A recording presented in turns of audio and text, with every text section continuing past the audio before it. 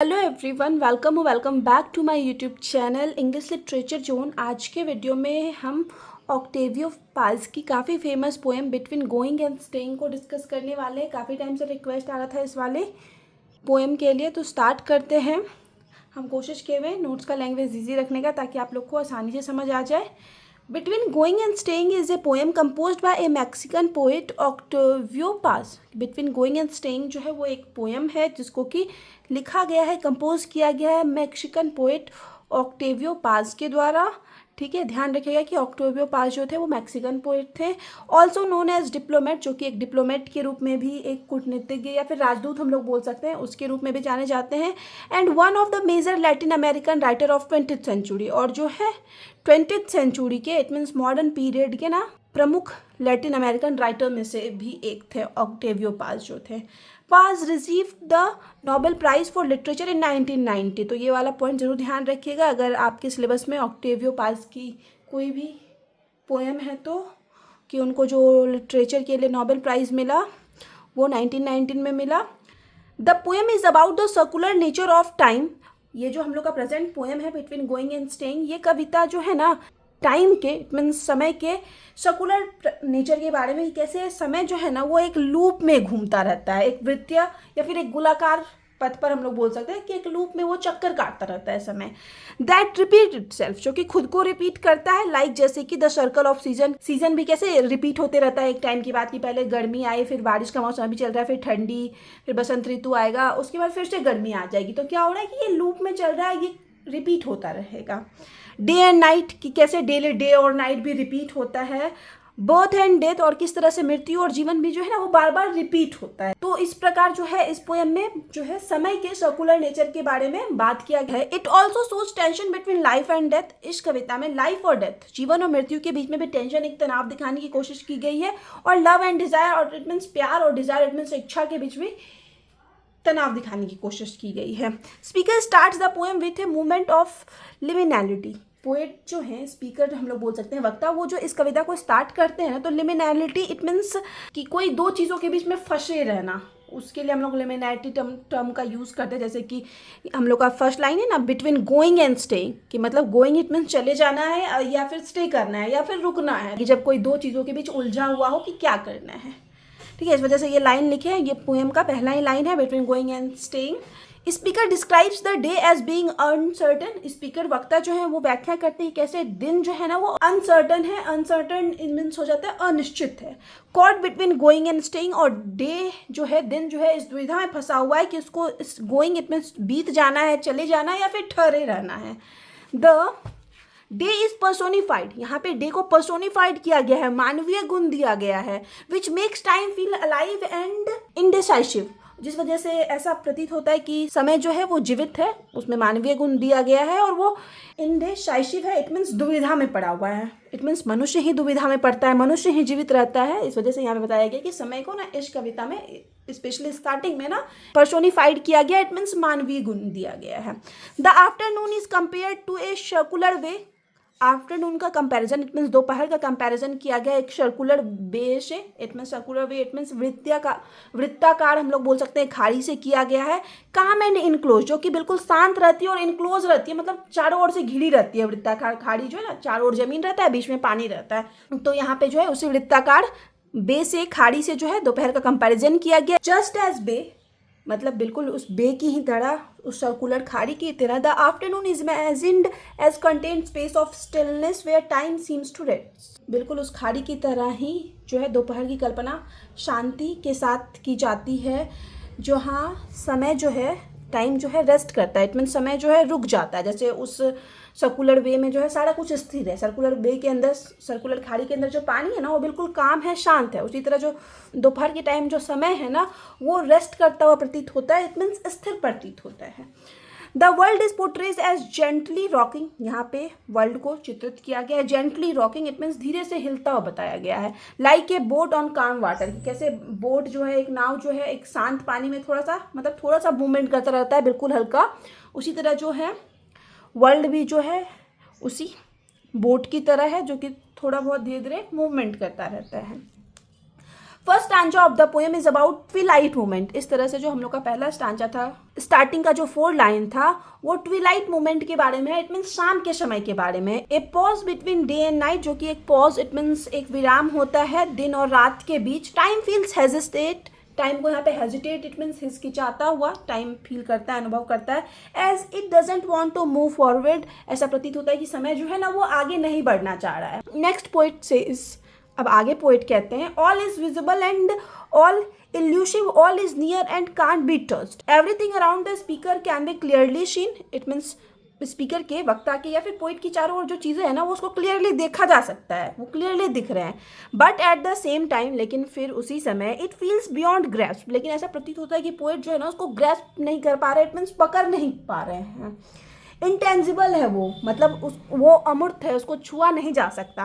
Flitting है, it means अस्थायी है। सब कुछ पास है लेकिन पोइट जो है उन सारी चीज़ों को छू नहीं पा रहे, फील नहीं कर पा रहे। Similarly life is real and visible, उसी तरह जीवन भी जो होता है ना मनुष्य का वो वास्तविक ही होता है और विजिबल इट मीन्स दिखता है। येट, लेकिन फिर भी it essence slips away when we try to hold on, लेकिन अगर हम जब लाइफ को रोकने की कोशिश करते हैं या पकड़ने की कोशिश करते हैं, थोड़ा देर थामने की कोशिश करते हैं ना, ये हमारे हाथों से स्लिप कर जाता है, फिसल जाता है, जैसे हम इसको पकड़ने की कोशिश करते हैं। He feel surrounded by familiar objects, speaker को ऐसा फील होता है कि वो फैमिलियर इट मीन्स कुछ जाने पहचाने चीज़ों से पूरे घिरे पड़े हैं। एंड रियलिटी इज क्लोज, और जो रियलिटी है, वास्तविकता है, बिल्कुल उनके पास है। But there a distance between perception and position, लेकिन यहाँ पे पोइट को फिर भी, स्पीकर को फिर भी जो है डिस्टेंस, एक दूरी अनुभव होता है। एक परसेप्शन इट मीन्स हो जाता है एक धारणा कि पोइट को ऐसा लग रहा है कि चीज़ें उनके पास है, उनके क्लोज है। और पोजिशन और वास्तविक में जो है ये चीज़ें जो है उनके पोजिशन में नहीं है, उनके अधिकार में नहीं है, उनसे काफ़ी दूर है। पोइट ऐसा फील करते हैं कि सारी चीज़ें जो है उनके आसपास ही हैं। एवरीडे ऑब्जेक्ट्स, और रोज़मर्रा की जो चीज़ें होती है जैसे कि पेपर, बुक, पेंसिल, इन सब के बारे में भी जो है पोइट बात किए हुए हैं। Glass reduce to mere words, ये सब ना सिर्फ वर्ड्स बन के रह गए हैं। लैंग्वेज गिव्स दैम आइडेंटिटी, भाषा की वजह से इट मीन्स इनके नाम की वजह से इनको आइडेंटिटी, पहचान मिल गई है। बट ऑल्सो इम्प्रिजन दैम, लेकिन भाषा जो है इनको इम्प्रिजन भी कर लिया है, कैद में भी कर लिया है।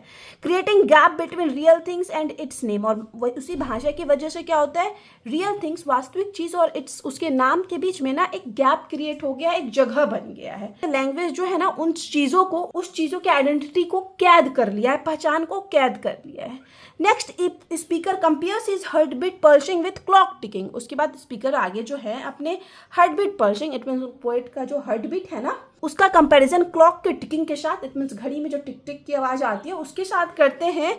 बोथ आर कॉन्स्टेंट, पोइट बताते हैं दोनों कांस्टेंट है, दोनों लगातार चलते रहते हैं, रिपीटेटिव है, रिपीट करते रहते हैं, खुद को दोहराते रहते हैं। एंड अनस्टॉपेबल, और अनस्टॉपेबल है इट मीन्स कोई इनको रोक नहीं सकता। Showing that time rules both the universe and our lifes, और ये चीज़ ये दिखाती है कि समय जो है ना वो हर जगह रूल करती है, हर जगह शासन करती है, चाहे वो पूरे यूनिवर्स पे हो या फिर हमारे बॉडी पे हो, दोनों पे जो है समय का शासन है। मतलब समय के साथ जो है सारी चीज़ें एक दिन खत्म हो जानी है, ढल जानी है। द वॉल इज प्लेन, अब आगे पोइट जो है एक वॉल के बारे में बात करते हैं कि वो जो ना वॉल है ना, दीवार है ना, वो पूरी तरह से प्लेन है, इम्पटी है, लाइफलेस है, मतलब उसमें बिल्कुल मतलब होता है ना एकदम निर्जीव सा दीवार है, उसमें कोई जान नहीं है। But when light falls in it, लेकिन जैसे ही उस दीवार पे, उस डल से सुस्त से दीवार पे लाइट पड़ती है, द वॉल कम्स अलाइव, ऐसा प्रतीत होता है कि वॉल जो है ना वो जीवित हो उठा है। विद रिफ्लेक्शन, रिफ्लेक्शंस के साथ उस दीवार पे रिफ्लेक्शन बनने लगते हैं, प्रतिबिंब, परछाई बनने लगती है। एंड शेडोज बनने लगते हैं। फिर वो दीवार जो है एक थिएटर स्क्रीन की तरह दिखने लगता है।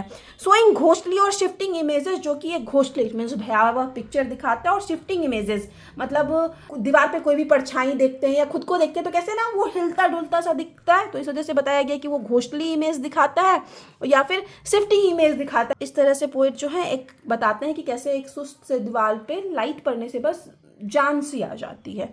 So the poet is saying that, इसलिए पोइट कहते हैं कि ordinary things like a wall can become magical, कि ऑर्डिनरी चीज़, एक मामूली सा चीज़, दीवार जैसा मामूली चीज़ भी जो है ना वो मैजिकल बन जाता है, इंटरेस्टिंग बन जाता है, और स्ट्रेंज इट मीन्स अद्भुत बन जाता है। व्हेन लाइट ट्रांसफॉर्म देम, जब लाइट जो है उस पर पड़ता है या फिर उसमें परिवर्तन लाता है तो कैसे उस डल से दीवार में भी जो है जान आ जाती है। At the end of the poem, इस कविता के अंत में, poet sees himself as a part of the time, poet जो है खुद को भी टाइम के पार्ट के रूप में, समय के भाग के रूप में देखते हैं, एंड यूनिवर्स, और यूनिवर्स के भाग के रूप में देखते हैं। ही सडनली फील्स एज, उनको ऐसा अचानक से फील होता है कि if the world is an I watching him just like his on if reflection, कि वर्ल्ड जो है ना वो भी एक आई की तरह ही है, एक आँख की तरह ही है जो कि उसकी तरफ देख रहा है। जैसे कि मतलब इंसान का प्रतिबिंब, जब हम मिरर के सामने खड़े होते हैं तो कैसे हम लोग का प्रतिबिंब या फिर जो भी मिरर के अंदर हम लोग की जो छाया बनती है, वो जो प्रतिबिंब है वो मेरी तरफ ही देख रहा होता है। तो उसी तरह पोएट का कहना है कि ये जो वर्ल्ड है वो भी एक आई है जो कि पोएट की तरफ जो है देख रहा है, जैसे कि रिफ्लेक्शन उनका देखता है ना उनकी तरफ, उसी तरह ये वर्ल्ड जो है उनकी तरफ देख रहा है। टाइम डजंट होल्ड स्टिल, फिर भी जो समय है वो अभी रुका नहीं है, समय तो रुकता ही नहीं है। It dissolve into many pieces, ये बहुत सारे पीसेस में बट सकता है। Like light scattering into different direction, जैसे प्रकाश जो है अलग अलग डायरेक्शन में, दिशाओं में फैल जाता है ना, जैसे रोशनी आती है कैसे आसपास चारों दिशाओं में उसकी रोशनी जो है, बल्ब की रोशनी फैल जाती है। तो इसी तरह पोएट कहते हैं कि टाइम भी जो है उसको रोका नहीं जा सकता, बल्कि ये मैनी पीसेस, ढेर सारे पीसेस में बढ़ जाता है। Poet realizes his whole existence is like a pause, poet को ऐसा फील होता है कि उनका जो पूरा एग्जिस्टेंस है ना, पूरा अस्तित्व है ना, वो एक विराम की तरह है, एक विराम है। ही या फिर उनकी जो लाइफ है is neither fully permanent NOR gone, तो उनका जो जीवन है, पोइट की जो लाइफ है वो तो ना ही पूरी तरह से परमानेंट है ना ही पूरी तरह से गई हुई है, मतलब उनका लाइफ भी जो है एक पॉज है, एक हम लोग बोल सकते हैं असमंजस में है। Life is a space between birth and death, life जो है एक स्पेस है, एक छोटा सा जगह है, एक पॉज है मृत्यु और डेथ के बीच में। ठीक है, तो यही चीज़ पोइट बताना चाहते हैं, मतलब कहीं ना कहीं एग्जिस्टेंस, समय के महत्व के बारे में इन सारे लाइंस के ज़रिए जो है ऑथर बात किए हुए हैं। दस इन द होल पोएम, और इस प्रकार पूरी कविता में ऑक्टेवियो पाज focuses on the theme of time, समय के विषय के बारे में बात किए हुए हैं ऑक्टेवियो पाज पूरी कविता के दौरान, एंड सेल्फ एग्जिस्टेंस, और स्वयं के अस्तित्व के बारे में बात किए हुए हैं। ठीक है, तो यहाँ पे हम लोग का नोट्स वाला सेक्शन खत्म होता है। वीडियो अगर आपको अच्छा लगा, आपके लिए हेल्पफुल है, तो आप लोग वीडियो को लाइक करना, चैनल को सब्सक्राइब करना और कमेंट करके बताना वीडियो को कैसा लगा। मिलते हैं नेक्स्ट वीडियो में नेक्स्ट टॉपिक के साथ।